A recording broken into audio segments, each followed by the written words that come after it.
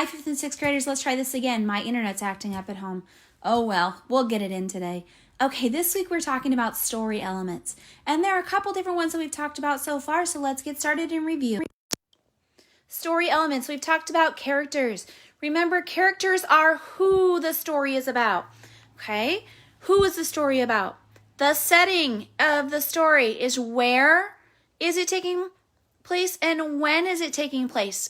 And remember the plot, we talked about that yesterday, is what is happening. Tell me, what's happening in the beginning of the story, the middle of the story, and the end of the story?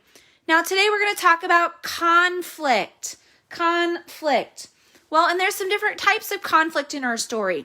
That's kind of what makes stories interesting, because if there wasn't any conflict in the story, I don't know that our stories would be too engaging for some of us, but others might like it. So let's get started talking about conflict.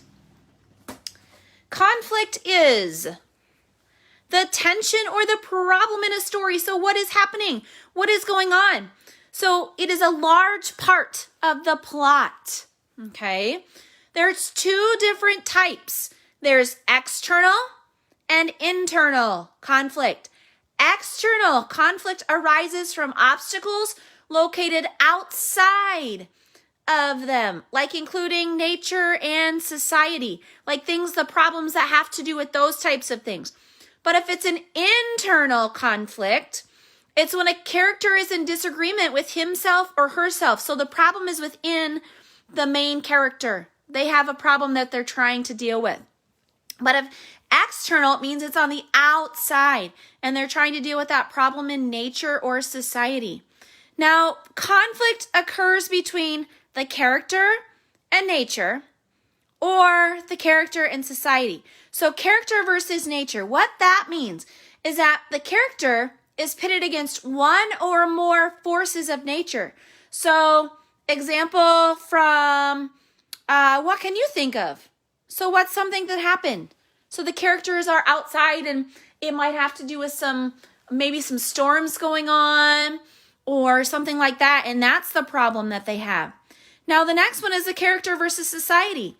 That's a conflict between them in general. So have you ever read the book, The Giver? If you haven't, that's a really good book.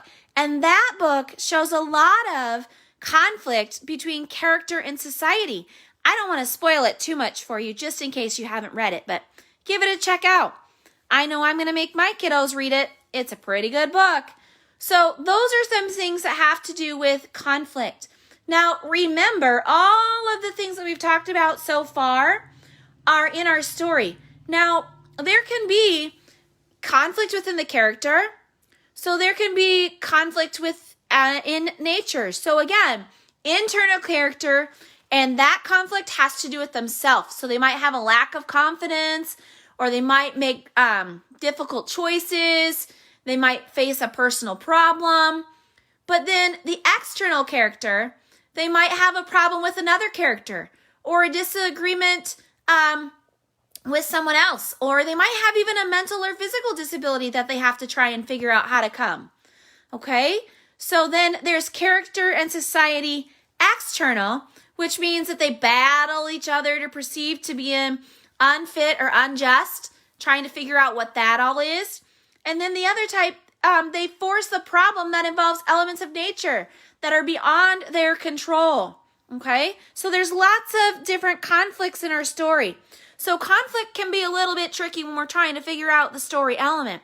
But when you're reading today, I challenge you to figure out the conflict in your book. What's going on right now? In the one that I'm reading, I kind of told you a little bit about it yesterday. Well, these two sisters, they don't agree on things. They don't. So what type of conflict would that be? Can you find that out? All right. Until tomorrow. Bye.